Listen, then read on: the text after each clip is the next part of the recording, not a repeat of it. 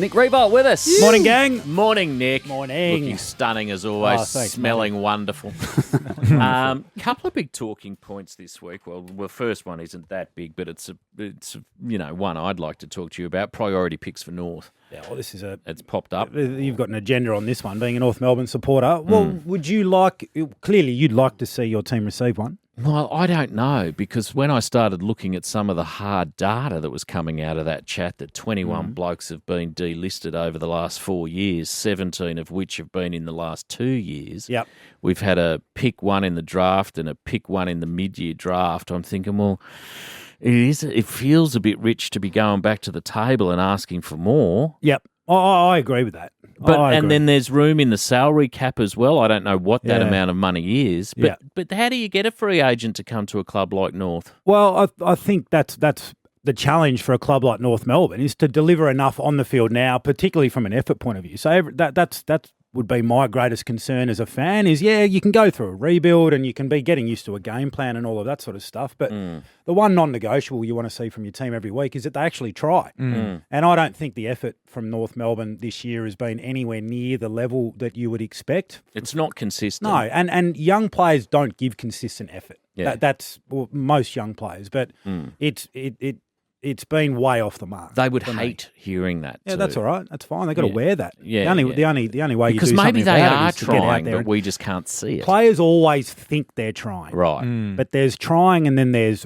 elite really trying. Oh, this is great. This chat. Yeah. There's trying, and then no one goes out not to try. No. Yeah. But I think and that's not what you're saying. But that's right, and that's part of the education, and that's part of the challenge for a coach of a young group like North Melbourne is to help the players understand what they've got inside them. Yeah, and so to that learn the trade. When they think they've reached a level, that no, you've got so much more in you.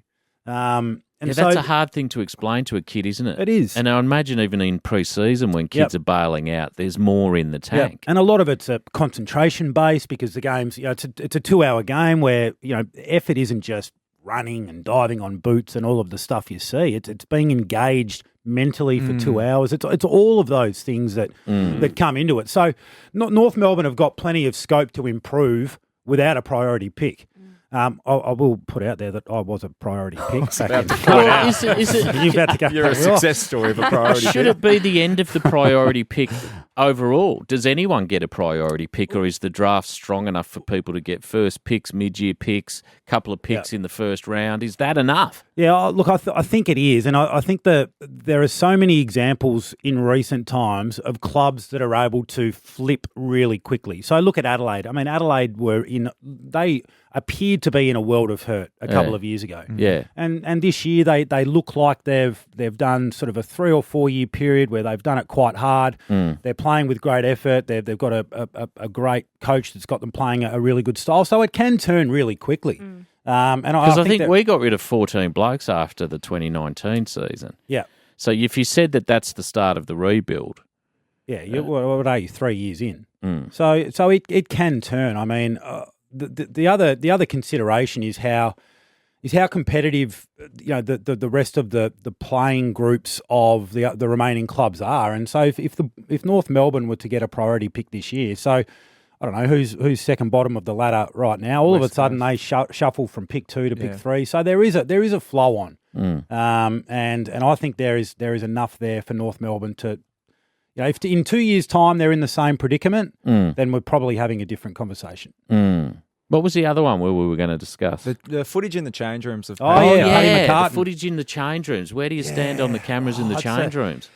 So I think the one thing people have to understand with the footage in the change rooms is it would never be broadcast live. Oh, there's a bit of a delay there. So what would happen is the people in the OB truck, the outside broadcast, the producer and the director and all of that, they will have seen the footage, been able to digest what was happening and then make a judgment call as to whether this is acceptable to show or because I think there was Hayden Crozier from the Bulldogs was in the rooms and he was sort of laying on the ground and he was hooked up to heart monitors. He was hooked up to heart monitors and stuff. So I think people were worried that, well, what if he had some sort of seizure or something on live on? It was never going to be shown live. Yeah. So it was off the tape. So those people in the control room would have already seen the outcome of what was happening with Paddy McCartin before it went to air.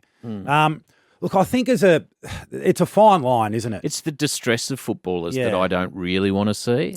I mean, is that not part of the? I guess it is. The theatre and the story, it's and the drama. It humanises the players almost in a way. I guess because, and I know Paddy really well. I guess because of his history with concussion, and this is probably what made it such compelling viewing. Is knowing what a struggle he'd been through, and then seeing the frustration and anguish. I don't think it was necessarily despair that he was concerned his career was over, because from all reports he was okay, and he was just frustrated because he wanted to get back out there, because he knows the difference between feeling like he's in trouble with concussion and feeling like he's okay, and he felt like he was okay. So, it's an interesting conversation. And I've been on the other side of it as well as a player, and probably the education now being, having turned to the dark side, the media, you do understand that everyone in the media realises what a big stakeholder the players are in the game, and you're not going to do anything to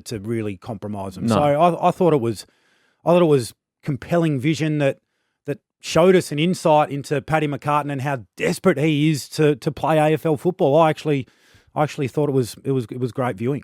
Nick Riewoldt with us this morning. I know. What a treat. Yeah. West Coast, always a treat. Richmond tonight, Nick. Yeah. Feels a bit one-sided. Well, it does. I mean, West Coast, I know we've made a lot of excuses for West Coast so far this year, and a lot of those have been just because they got smashed with COVID. When you actually have a look at their injury list now, they've got 4 or 5 significant players out, but I don't think it's an extensive enough injury list to explain where they are now. For the excuse book to keep being rolled out for them. So there comes a point in time where they need to stand up. The Tigers, I feel like we've been asking the question every week. They perform well, then they drop away. Are they the same team? Oh, we saw enough this week. It feels like that's been going for a couple of years. It does, doesn't it? They've got a lot of troops back this week. It's really hard for a group like this. And Jason Dunstall actually last night phrased a question to Jack Riewoldt brilliantly, I thought. It was, do you still have the belief as a group that you can be what you were, or is that just pride masking itself as belief? And it was a great question. It was a great question that Jack sort of didn't really know how to answer it, because I think when you've been to the heights that Richmond have, you always feel like you've got that in you, but at some point your identity has changed, and I think we've reached that point with the Tigers. They do get some troops back. Dylan Grimes comes back in. He's a super important player. And Kane Lambert, he's really a bit of a glue guy. He allows all those peripheral players like Edwards, who's been struggling to play decent footy. So you'd expect the Tigers to win, but West Coast has still got some dangerous blokes out there. What else do you like? Geelong Freo? Yeah.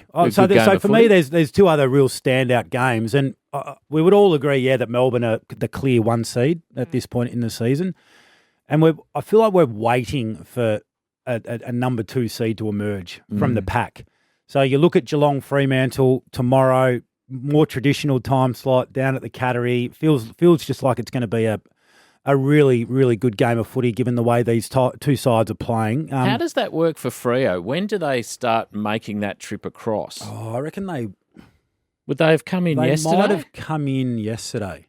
And then they get the bus down there. Yeah, given that it's an early game, so a couple of days to acclimate, because the 1:45 Melbourne times, what's that? That's like 11, 10 2 hours behind. Yeah, it's like brunch. That's an early game. Get it's up, like a mimosa. Have some crepes, a mimosa. Have a Suzette. Yeah. But really, you've actually got to stop Paddy. Very different brunches. Yeah, that's right. Actually, speaking of like trying and really trying before, I was caught up with an old teammate yesterday, Stephen Baker. We were remanicing about the fact that in our first year, we used to go and get crepes and ice cream before a game. Before a game. What were we thinking? But this is going to be an absolute beauty. Couple of big outs for Freo. Sean Darcy, the ruckman. That's probably an area where you feel like you can exploit Geelong. He's missing, and Tabernar, who's been their best forward this year. So a couple of unfortunate outs. But if Fremantle can go down there and win, it really franks what we all think about where they're headed and their profile. And to get it done against a serious opponent away from home would be huge. And you're right, the other one's Sydney-Brisbane. That'll be a belter. It will. And if one of these 2 sides can sort of elevate and grind out a really convincing win, I think they emerge as the obvious number 2 seed. Brisbane don't really have any holes in their game. Sydney, pretty similar, but maybe just a couple of years behind in their progression. But I've got no doubt they've improved on the side that we saw last year. A couple of years ago, if you got rostered onto a Sydney game, you thought, oh, gosh, they're a hard watch. Yeah. They're a good team. Yeah. They've always been a good team, but dour, they're a hard watch. That's the total opposite now. They are a good team to watch. They play an exciting attacking brand of footy. They take the corridor on. They've got game breakers all over the field. So this one Sunday in this twilight slot shapes where to is be it? Game of the round. SCG. Brisbane haven't won there since 2009. Is that a fact? Yeah, travelling's probably the only chink in Brisbane's armour at the moment. At the moment it is. I mean, they came down to Geelong earlier in the season and they just didn't look themselves. So Yeah. I reckon that these are the times when coaches throw little themes in just to try and generate a little bit more of an us against them mentality. 2009's a good theme. It's a good theme. Yeah, that is a good theme.